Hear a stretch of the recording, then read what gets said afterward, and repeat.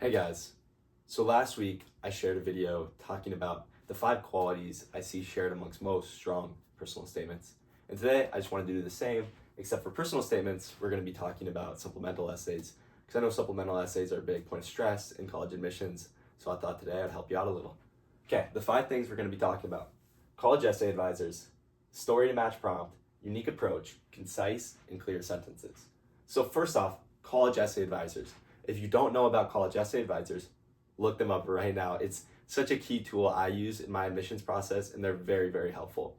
So what I use them for is if you look up like college essay advisors, Dartmouth prompts, it'll pull up the Dartmouth supplemental essays from the year you're applying in, and then kind of give you a game plan to attack each one.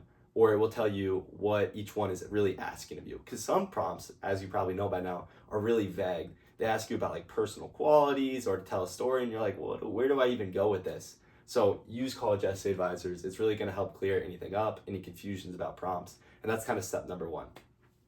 Step number 2, you need a good story to match the prompt. So you have a prompt, you have a question they're asking you to like reveal a personal characteristic or tell me about yourself.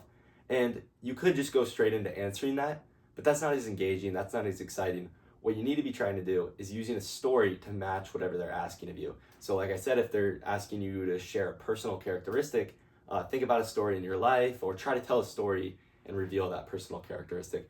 This is huge. It's the same thing I talked about last week in the video about personal statements, but stories are engaging and they want to be engaged because they read so many of these things. So if you keep them entertained, keep them excited, you're going to have a lot better chance in college admissions.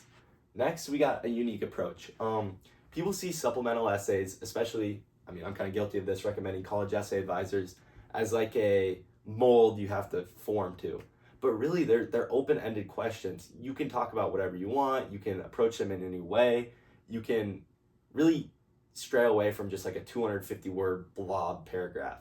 Maybe you like hop a sentence a line. You do 1 sentence per line and you like write like a poem. This is just spitballing, but the idea is you don't have to fit into the standard essay that you've learned to write your whole life. And I think this is, again, huge, and it ties in with the story. You want to entertain them. You want to show them something different. They won't remember you if you just do the same 250 chunk of answering the question without a story like every other student does. So really kind of think how you want to approach the prompt in a unique way. And then the last 2, same as last week, just kind of some syntactic things. Be really concise. Again, most are like 250 words. I even had a YS that was like 100 words, and that's really hard to fit a lot of information into. So don't try to fit a lot of information.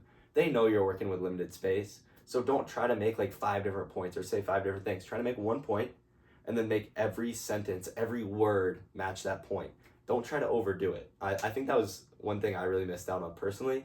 I tried to fit so much in these little space where really they're not coming away from that with much if you try to tell them 5 things in 250 words. Instead, try to tell them 1 thing and really fit everything to that. I think concision is a huge, huge priority in writing these supplemental essays. Lastly, kind of ties with concise, we need clear sentences. I talked about it again last week. They're reading these so fast, they don't have time to reread. So make sure they understand what you're saying as they go through it, which means, as I said, no run-on sentences, no big semicolons, 4 commas, 3 conjunctions. Make them simple, make it easy to read. If you yourself are reading through your essay at like a high speed and you're like, wait, what did I say there? Then that means you're probably not clear enough or the sentence was a little too confusing and you should go back and try to rewrite this. Okay, I hope this video helps. Good luck in essay writing, guys. Thanks.